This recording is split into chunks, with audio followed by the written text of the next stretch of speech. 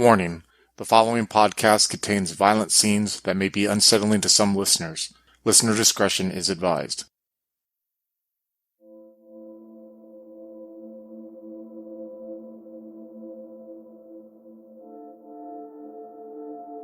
In the summer of 1994, a group of majestic agents set out on a mission to a lost pyramid in the Yucatán. They follow orders from a mysterious entity in order to avert the end of the world. Join Lee Jarvis, an NRO Delta agent played by Becca, and Adam as the handler in Pathways to Darkness, a Delta Green scenario created by Melon Bread. If you'd like to contact us, you can find us on Twitter and Facebook. There you can find up-to-date news and a link to our Discord. If you would like to support the podcast, you can find us on Patreon at Twin Cities by Night. We hope you enjoy.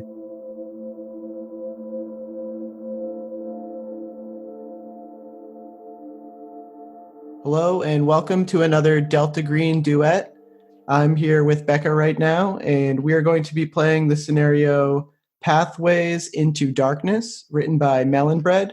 This is a Majestic 12 scenario. More specifically, we're going to be following a group of NRO Delta agents. Becca today will be assuming the role of Lee Jarvis. Why don't you tell us a little bit about Lee, if you can?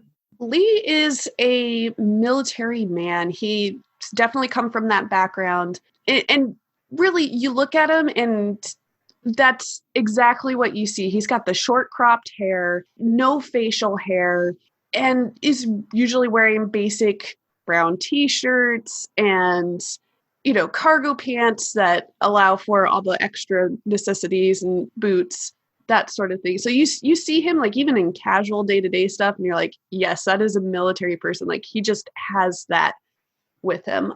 Before joining the NRO, he was with the military, but made that shift to working specifically with the NRO because of the type of things that he did.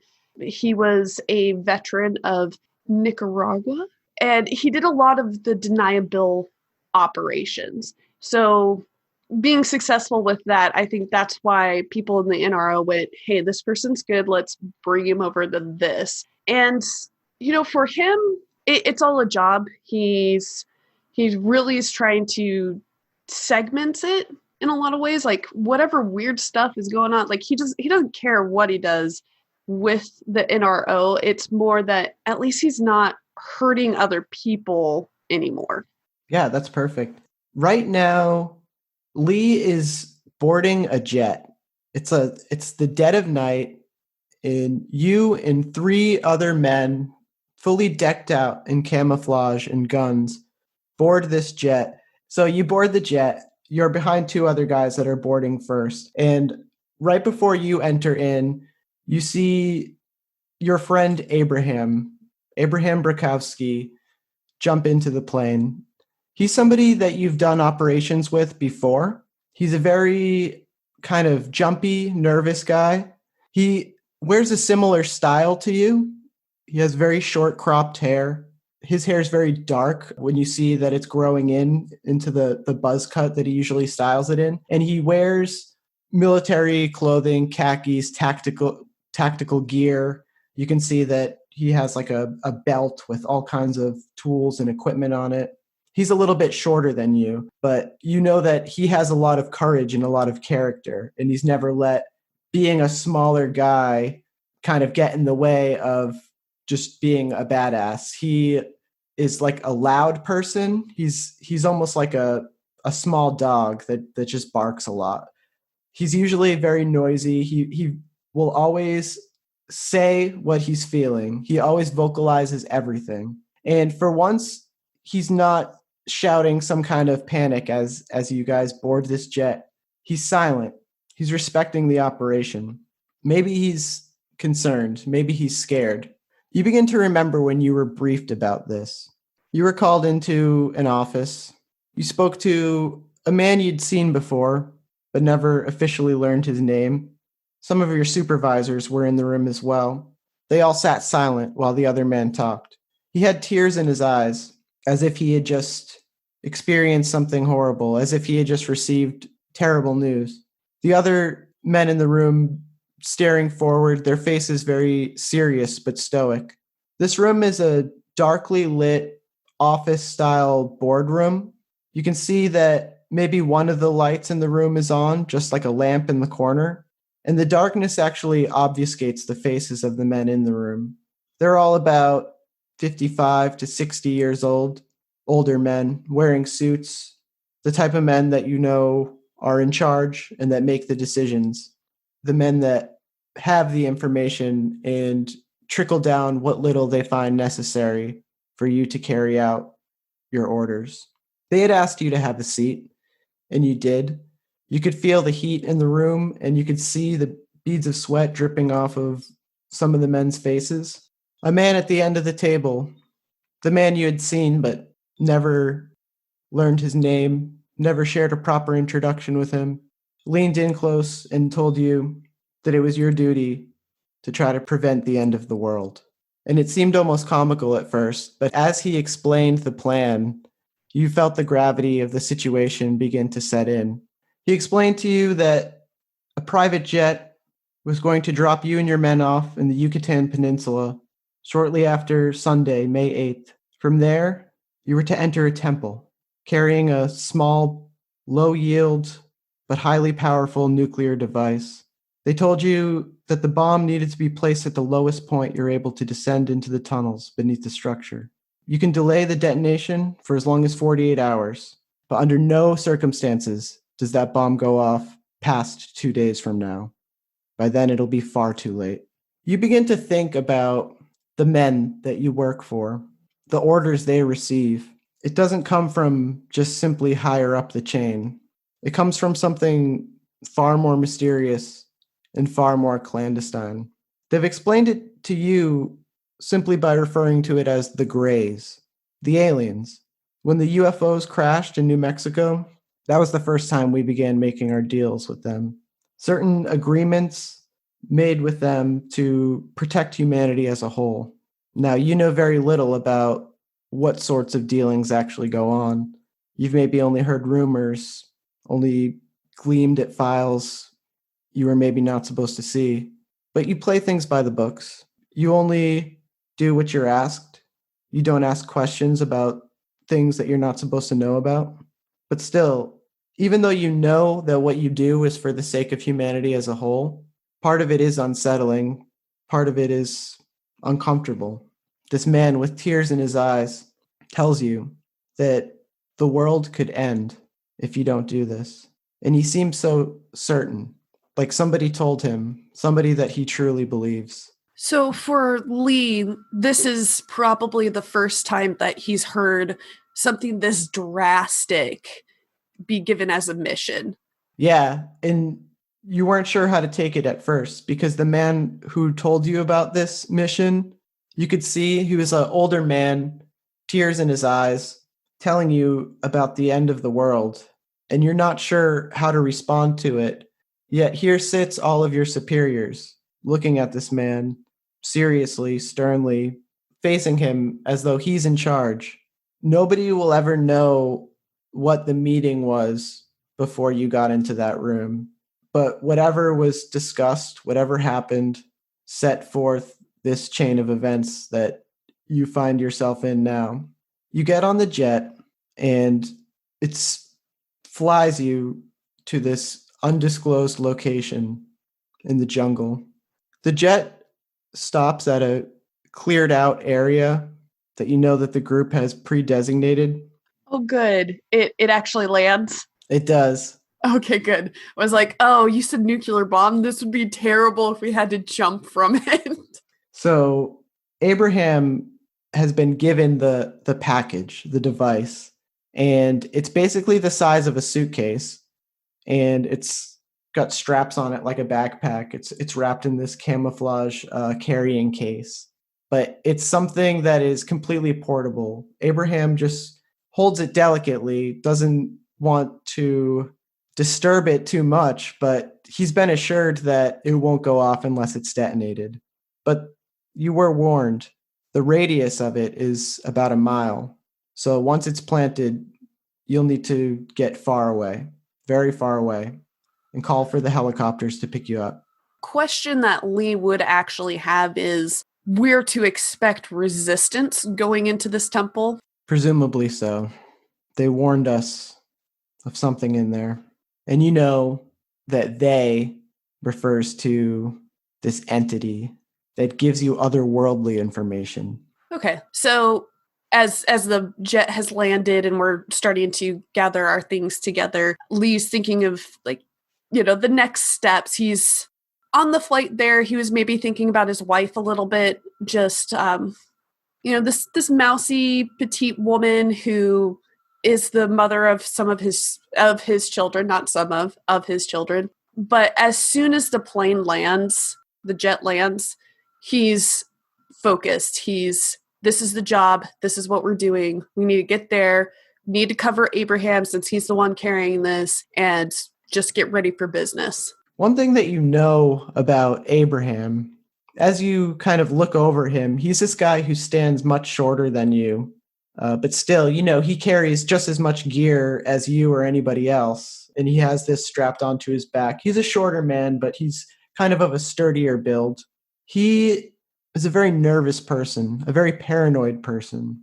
And you guys don't talk much about traumatic events, but he has shared with you a little bit about a project he was part of, Project Pluto, how they did experiments on him, did things to augment him.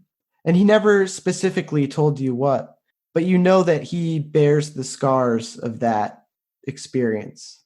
Countless times you've been on an operation together and you've just woken to find him either just completely awake, broken down, crying, having an emotional episode, or you've seen other, angry, paranoid outbursts that he has. You remember the time where he emptied his clip into the air, just totally unafraid and uncaring for the mission at all. And you actually worried about him. You worried about if he would compromise you. But you're like brothers at this point. You want what's best for him. You want to see that he's safe. You see the other member that's been assigned to your group, a man by the name of Ian Toombs. Neither you nor Abraham have met Ian before. He's a man close in age to you and Abraham, in his late 30s or early 40s. He's taller, more muscular than both you and Abraham. He also has a dark buzz cut, slightly grown in, and no facial hair. He's a very quiet person. And from the beginning, Abraham has been picking small fights with him. And you're worried about how this is going to affect the cohesion of the unit. You know that Ian Toombs is a quiet guy, but he never did anything to ruffle any feathers with you specifically. He just seems like maybe somebody who's just trying to focus on the mission at hand. But something about that rubs Abraham the wrong way. Abraham is the type of person that likes to make small talk, that likes to chat, that likes to bullshit. And Toombs will not partake in this in any way. And since the three of you were joined for this operation, Abraham has been bickering with Toombs the entire time. Whether it's just petty squabbles to just straight up accusations of, you're an asshole, like fist fight kind of just altercations. And you've had to diffuse some of it. You know that they're professional enough. Well, Toombs, you hope so. He seems professional enough that he wouldn't let this stand in the way of the mission. And Abraham, he seems pretty unstable, but you think that, well, you know that you trust him in a survival situation. And that's very much what we're in. Based on my observations of Ian, trust him to a degree, but definitely be keeping my eye on him. You never know. And at least with Abraham, I know what to expect, the twitchy behavior, the getting into fights, just put a hand on Abraham's shoulder as we are starting to pack up and like, all right, let's focus on the mission. Here's what we need to do. That's what I need you to be thinking about right now. Just really bringing him into the moment versus letting him try to think of all the distracting stuff and everything that could go wrong. Because there's a lot that could go wrong with this. So you guys get off the jet and start unloading the small bits of equipment that you're going to be carrying with you, and the jet almost immediately takes back off. And you have to actually clear out a ways because the takeoff of this is quite a sight to see. It's very powerful piece of aircraft, and you're not even sure exactly the specifications of it. It's not like a publicly known piece of military equipment. It's under the radar. And it leaves you, and the three of you are left there with your packs. You have survival gear, machetes, food, supplies that should last you at least up to 3 days. You also have weapons, M16 machine guns, pistols, a few grenades even. Just the standard fare, this type of thing that you and Abraham had in Nicaragua, the type of devices that you're used to carrying. And as the jet takes off and Lee will actually wait until the sound has kind of dissipated. It's not so loud. Let the area surrounding us, we're in a jungle, right? You guys are in a complete jungle area right now. Okay. So just letting the sounds kind of get back to normal. Like, this was a weird thing that happened. Now we're going to focus. The area where you stand right now is like a cleared out field that stretches on for about a mile ahead of you. It was an area that they had predetermined as a covert landing spot for this operation, and they used the guise of an archaeological dig to ready it and to assure that it would be private and also safe for this aircraft to land on and then, of course, take off afterwards. So where you stand now, it's very flat, but you can see on both sides just this complete overgrown jungle, this wildness that you can't see very far through. And you can hear the sounds of all sorts of different birds, insects. You hear the howling of what's probably monkeys. You're not really sure.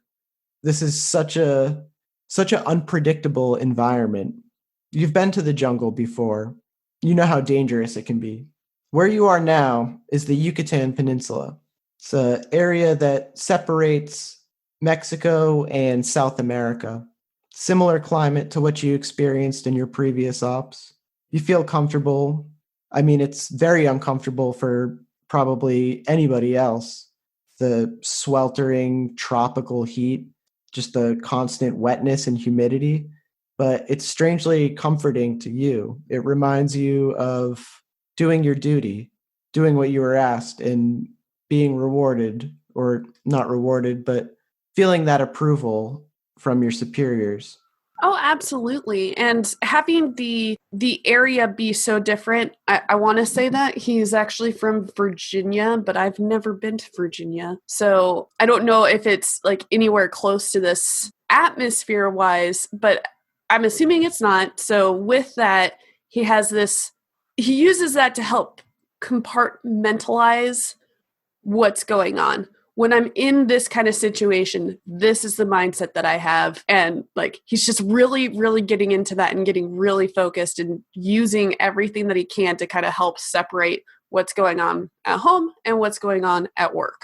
Absolutely. And that makes sense. Does Lee carry any mementos of home that he uses to ground himself or that he would use to remind himself, or would he separate from that? He wouldn't intentionally do it, but his youngest daughter made something for him. It's probably like a little bracelet that she intended for him to wear around his wrist, but he wears around his dog collar just because she's like, oh, daddy, it'll keep you safe, that kind of thing, something to think about us from. And he couldn't say no to his precious little girl. So he that's the one thing. And it's like one of those really cheap, stretchy bracelets that has like the big clunky beads on it. So like he keeps it tucked under his shirt, but if it falls out, people will notice because it's kind of colorful.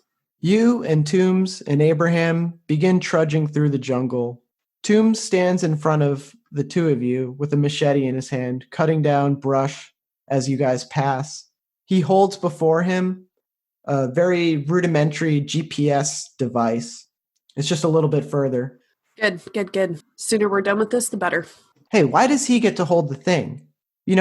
this guy's never been with us before, and he's holding the thing, telling us where to go. I think I should be in front holding the thing. Abraham, you are holding the most important thing right now. The GPS, Toombs is just getting us to where we need to be. I need you to focus on making sure nothing happens with that bag. Toombs just turns around. The fact that you keep calling it the thing is why you will never hold the thing. You fucking asshole. Lee will shoot a dark glare because he was trying to diffuse the situation, but Toombs just, obviously made it work. So he shoots him a dark glare, like, really, man? Like, yeah, you can't hold your temper for a minute. The two of you push on. Toombs is silent. Abraham's muttering stuff under his breath. You don't see any signs of civilization. All you see is just this dense jungle. It's probably very early in the morning right now. This jet got you there very quickly. Nighttime is just ending, and the sun is about eye level right now, and it's just shining on you guys. You can see the rays shining through all the different flora of the jungle. You can see like the trees and the vines and these just brightly colored yellow leaves, these tropical plants. And as Lee's looking around at all of this, he's actually really glad for this kind of obstacle that they have to go through, because if it's uncivilized in this area, that means that the bomb isn't going to affect people who live nearby. I mean, 1 mile radius, yeah, that's to get out of the immediate explosion. But beyond that, like nuclear bombs have quite a range. So this is really serious. And he's glad that people won't be affected immediately, but he also knows, like, he's trying to put out of his mind that there might be people who live close by relatively that will be affected by this. And he's trying to put that thought out of his mind as that occurred to him as they're walking through. And it's hard because you know that when they ask you to do something, it's necessary. And you're hoping that this bomb isn't going to take out just innocent people caught in the crossfire. But you know that sometimes that's what they ask. Sometimes innocent people are caught in the crossfire, and that's just a formality. That's just part of how this game works. And you don't like that. You don't like to see people hurt. You never did. You know that people can progress in this line of work if they're particularly comfortable with that. But you never were particularly comfortable with that. You progressed more so on your skill, more so on your loyalty than your coldness and not caring about human life. But you have met men that are like that, men that truly did not value human life. And you've prided yourself on not being that person.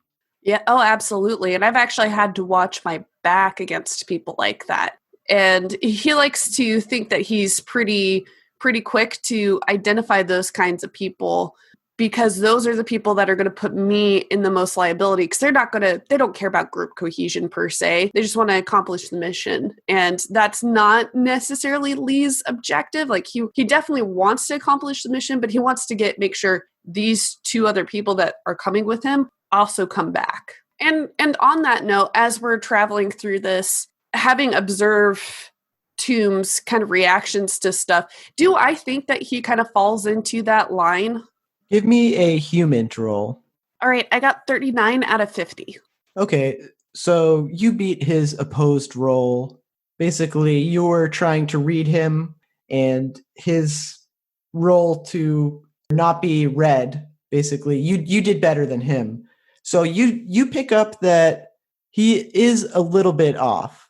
There is probably something that he's not being upfront about. That you know because he's just not a very talkative person and he hasn't shared anything with you guys.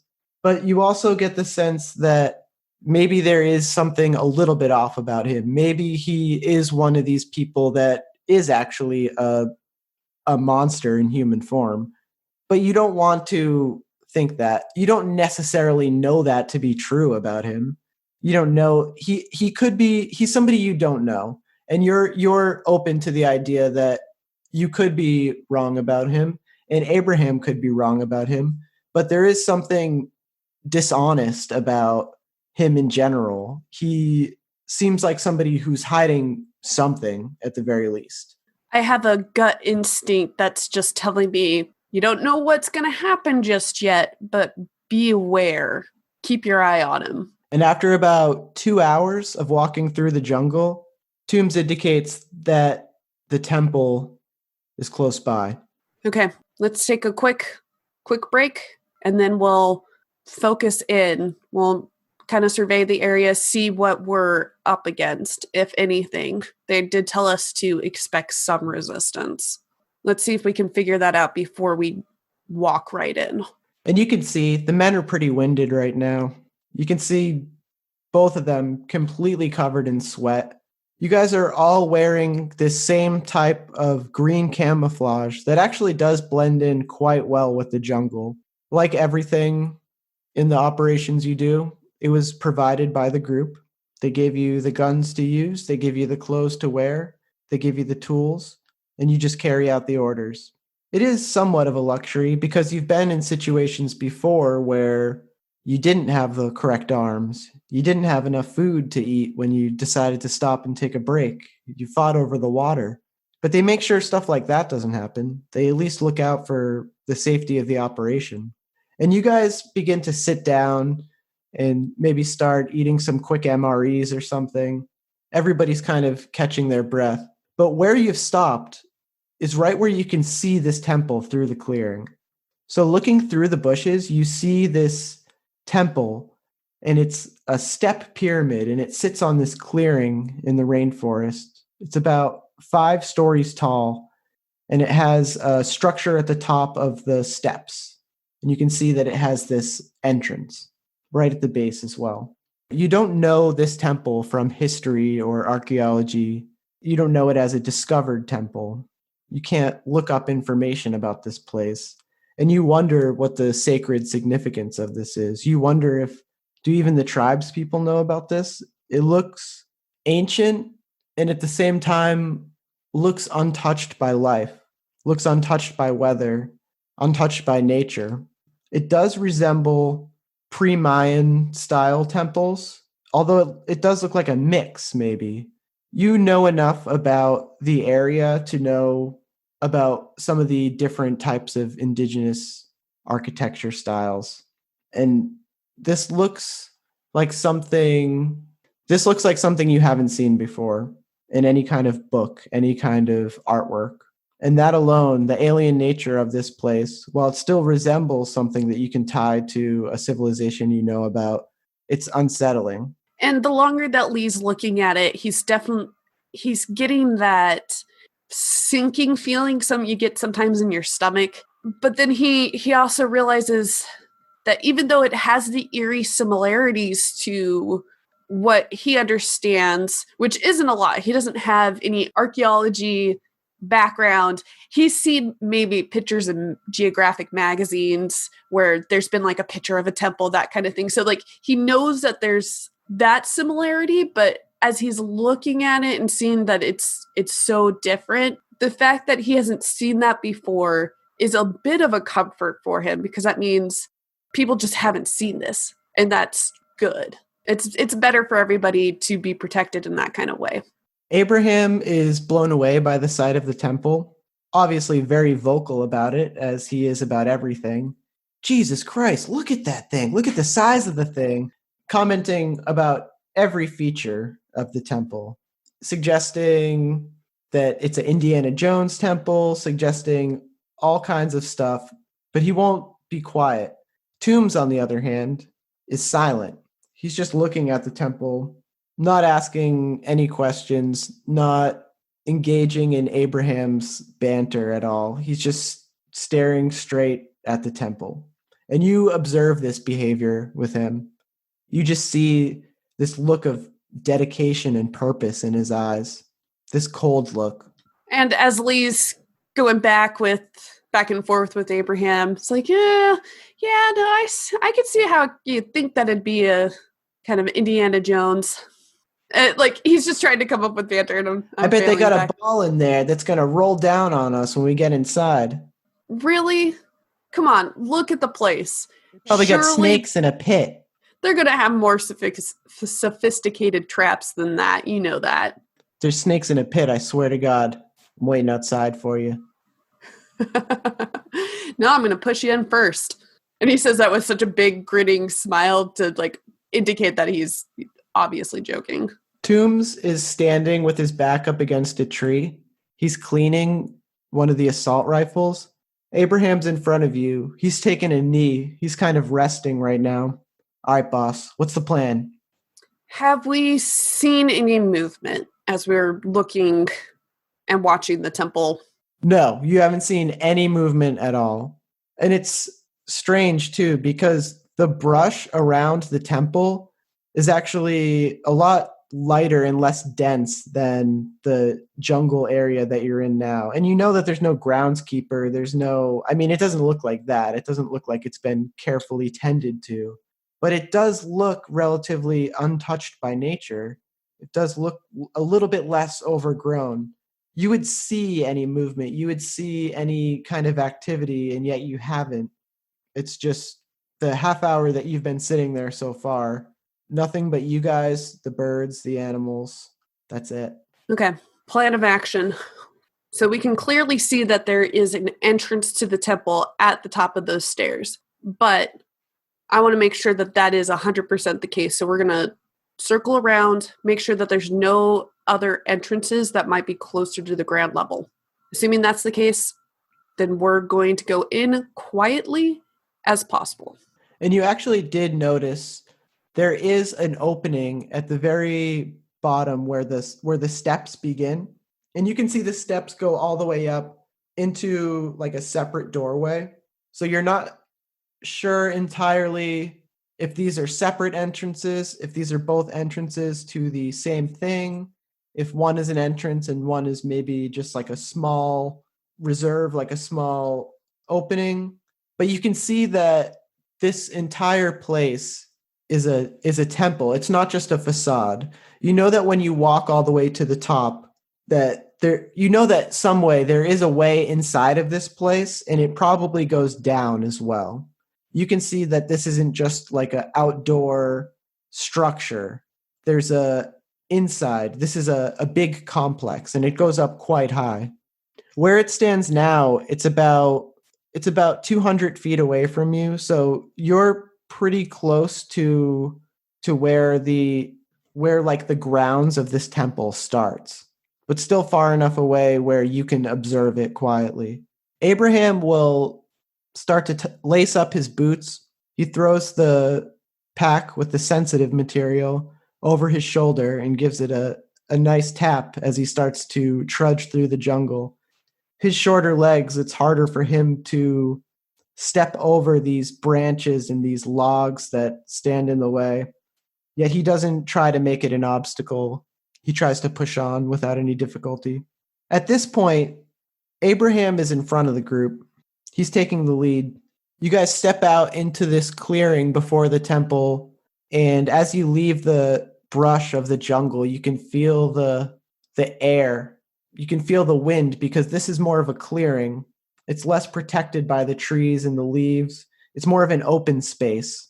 And you feel that difference, and you start to notice that difference as you begin to case the temple. Why don't you give me a search or forensics roll? All right, we're going with a search roll because I have nothing in forensics. 13 out of 20. So you guys begin to canvass the area. Everybody passed their search roll. You find a bullet casing on the ground, and it looks very old. You would date it from maybe the 30s, maybe even earlier. Not an American gun. Maybe this is from World War II or World War I even, some type of rifle. It looks like it's been there a long time. It was partially buried in the dirt, but you happen to just notice it sticking up. That sinking feeling in his stomach is like lurches forward when he realizes how old it's been and how long it's been there. But he'll do his best to just kind of take a look at it, have that lurch, and then stand right up and kind of continue to look around. So you're continuing to look around. You have the bullet and you're kind of looking at it, analyzing it. Toombs is off looking at other stuff.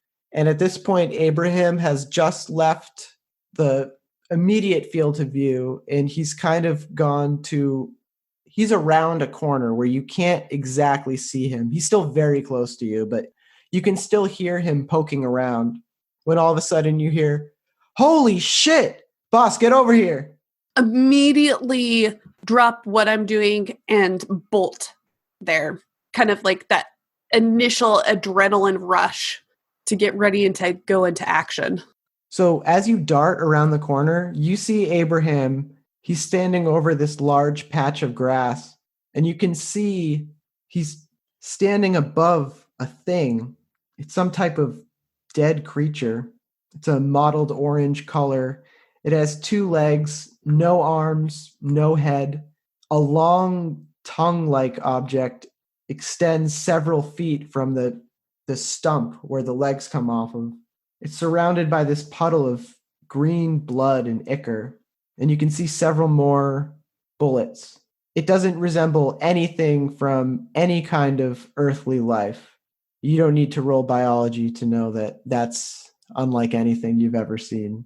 What the fuck is that thing? Abraham's poking it with his rifle. Toombs starts to walk around the corner. He's a lot more casual than Abraham is regarding this. Don't touch it. Don't go near it. You don't know what it is. Yeah, just look with your eyes, buddy. But I do find it a little bit odd. I'll actually go and look at the bullets. Are they similar to the casing that I had picked up? They are. They look like the same type of bullet. They look less old, though.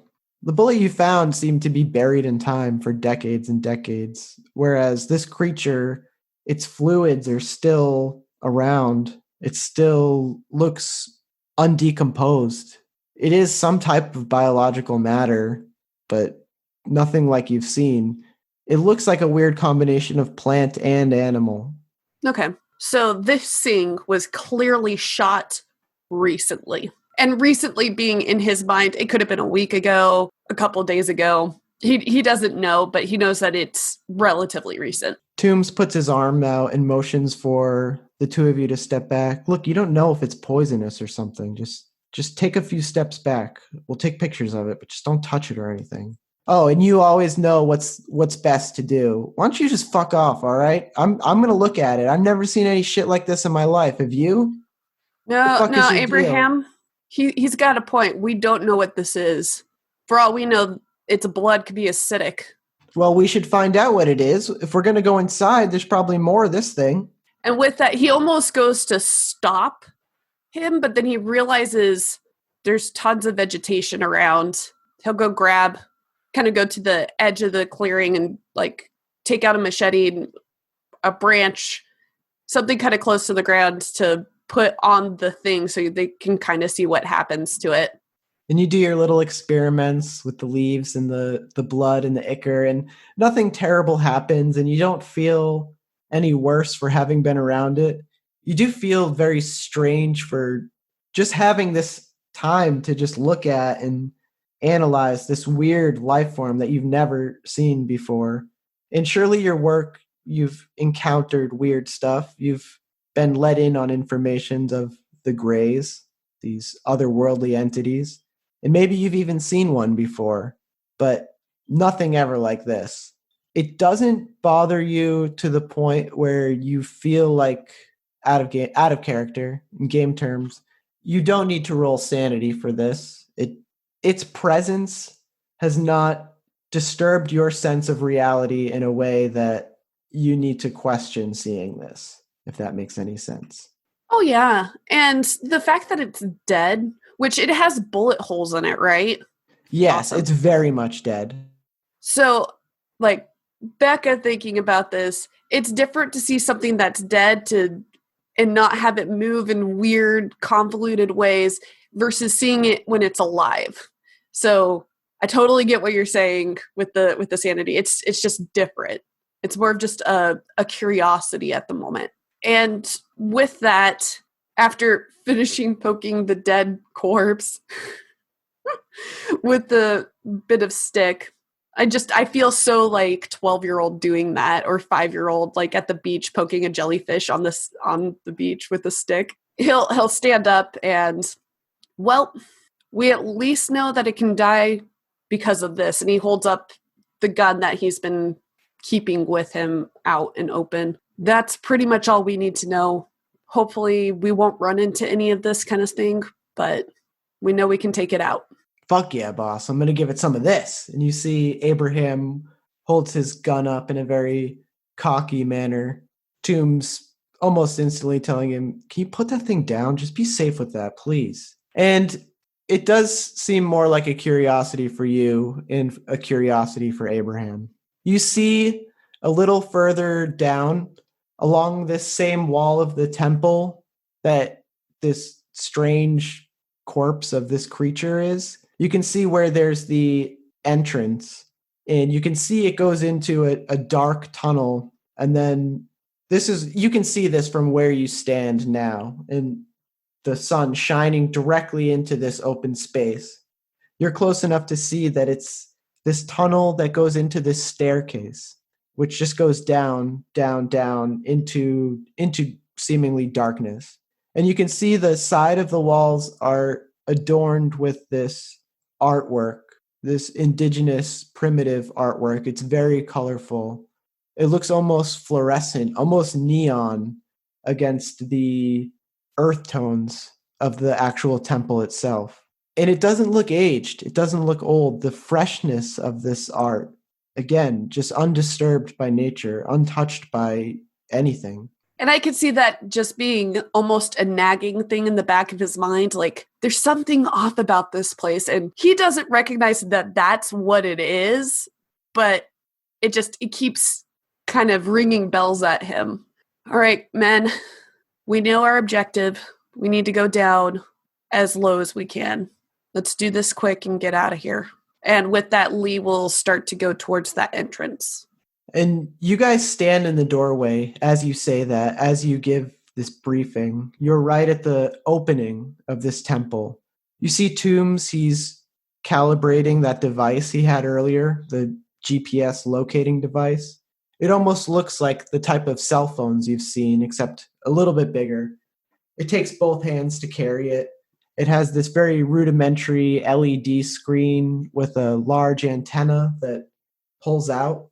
And it's in this camouflage carrying case that appears to be made just for this device. You're not sure you would know how to use this device if you had it. Abraham, you're not sure would know how to use this device either, yet he seems very comfortable to just try it out and see what happens. He feels like he could probably figure it out if he had it. But Toombs is comfortable with this device, and as he starts to press buttons on the screen, and you hear these beeps and clicks, okay, this thing seems ready to go. It should tell us our longitude and latitude, give us other types of readings. Pretty state-of-the-art device. All right. Yeah, sure it is. Abraham looks at it, somewhat disappointed. Let's go in. And with that, Lee will take those first steps down into this temple. And the rifles you carry, they have these flashlights at the very end of them, so you can hold the rifles out and use them as kind of lighting devices as well. Abraham is also just carrying a hand flashlight. He has his rifle draped over his back with the strap kind of over the front of him, and he holds a hand flashlight and a pistol in the other hand. Toombs just proceeding on, staring at this screen as you guys go. And you make your way down these stairs, and the further down you go, the light from the opening of this temple just begins to disappear and disappear. And you go down, down, down until the light from outside is just no longer visible at all. If you enjoyed this game of Delta Green, make sure to check out our other Delta Green one-shots. We have several listed now and more to come soon.